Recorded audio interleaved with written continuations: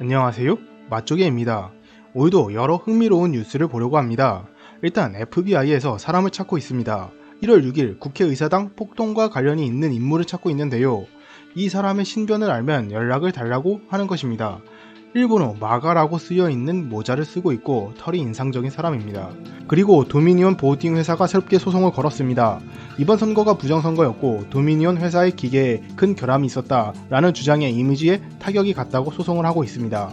이 소송의 대상은 이번에 미네소타주의 주지사에 도전하는 마이필로우의 CEO 마이클 린델입니다. 지금 마이클 린델은 나는 어떻게 돼도 상관없다, 나는 진실을 밝힐 것이다 라면서 활동을 계속하고 있습니다. 아마 도미니온은 먼저 시드니 파웰 변호사나 줄리아니, 폭스뉴스의 캐스터 등을 먼저 소송을 하였기에 이 결과가 나온 후 마이클 린델도 비슷한 결과가 나오지 않을까 예측이 되고 있습니다. 그리고 캐나다 의회에서의 일입니다. 캐나다 의회에서 이번에 중국이 위구르에 행하고 있는 인권 탄압을 제노사이드, 학살이다 라고 인정하는 결의안이 나왔습니다. 미국 의회도 중국의 행위를 제노사이드라고 확실히 인정하고 있습니다. 여기서 중국의 인종 탄압을 제노사이드라고 인정한 두 번째 의회가 캐나다가 되었습니다. 참여한 대부분의 자유당원을 포함하여 상당수의 의원들은 중국의 서부 신장 지역에서의 행동이 1948년 유엔 집단 살해죄의 방지와 처벌에 관한 협약에 명시된 대량 학살의 정의를 충족한다는 보수적인 동의에 찬성하였습니다. 최종 집계는 찬성 266표, 반대 0표였습니다. 또한 이러한 결과와 함께 2022년 동계올림픽의 개최지가 베이징이죠. 여기서 캐나다 의회는 IOC 국제올림픽위원회에게 개최지의 위치를 바꾸자는 건의를 하기로 결의안도 냈습니다. 이제부터 캐나다는 중국에서 동계올림픽이 열리지 못하도록 일을 할 것이라는 거죠. 아마 미국도 여기에 탑승하지 않을까 싶습니다. 미국도 전부터 올림픽의 개최지의 위치를 바꾸자는 의견이 나오고 있었습니다. 또한 올림픽을 열지 말자라는 의견도 있었습니다. 참고로 미국은 올림픽을 그냥 하지 말자가 아니라 중국 말고 다른 곳에서 열 수 없다면 올림픽을 하지 말자라는 입장입니다. 다시 찬성 266표, 반대 0표였습니다. 이 부분을 좀 더 정확하게 말하자면 상당히 많은 의원들이 기권을 했습니다. 정확히 338명이 투표를 했고 여기서 찬성이 266표, 반대가 0표였습니다. 100% 중국이 잘못했다고 전원 말하는 것이 아니라는 것이죠. 아무튼 캐나다의 유엔 대사는 좀 더 확실한 조사를 바라고 있고 이에 중국은 이 유엔 대사에 대해 무지하다고 말을 하고 있습니다. 아마 중국과 캐나다의 마찰은 더욱 심해질 것으로 보입니다. 그리고 캐나다는 이러한 인종차별을 막기 위해 먼저 인종차별을 인정한 미국과 협력할 생각으로 보입니다.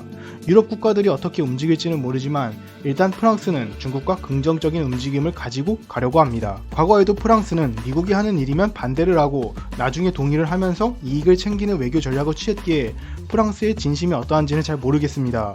아무튼 중국은 현재 침체기를 극복하길 바라며 여기서 시진핑 주석은 EU가 중국의 긍정적인 정책을 가지기를 희망하고 있습니다.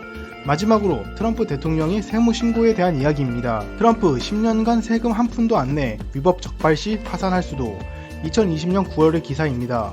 전부터 트럼프 대통령의 세금 문제에 대해서 많은 말이 나왔습니다. 그리고 지금 연방대법원이 부정선거에 관련된 소송과 덧붙여 트럼프 대통령에 관한 소송에 대해서 판단하고 있는 중이죠. 여기서 연방대법원은 트럼프 대통령의 탈세에 대해 확인하기 위해서 세금 환급 서류를 제출하라는 명령을 내렸습니다.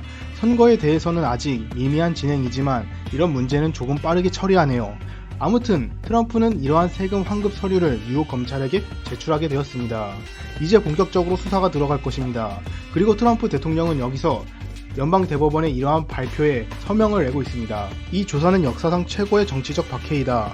러시아 게이트처럼 러시아와 내가 무관계였던 것과 같은 말도 안 되는 의혹과 비슷하다. 두 번의 크레이지 낸시가 일으킨 무죄로 끝난 탄핵 재판, 이런 정치적 박해가 끝날 기미가 안 보인다 라면서 분노를 하고 있습니다. 그리고 2년간 뉴욕시는 나에 대한 세금 조사를 하나씩 하고 있었다. 그 중에서도 미국에서 최고로 신뢰받는 법률사무소를 통해서 한 재무신고도 포함되어 있다.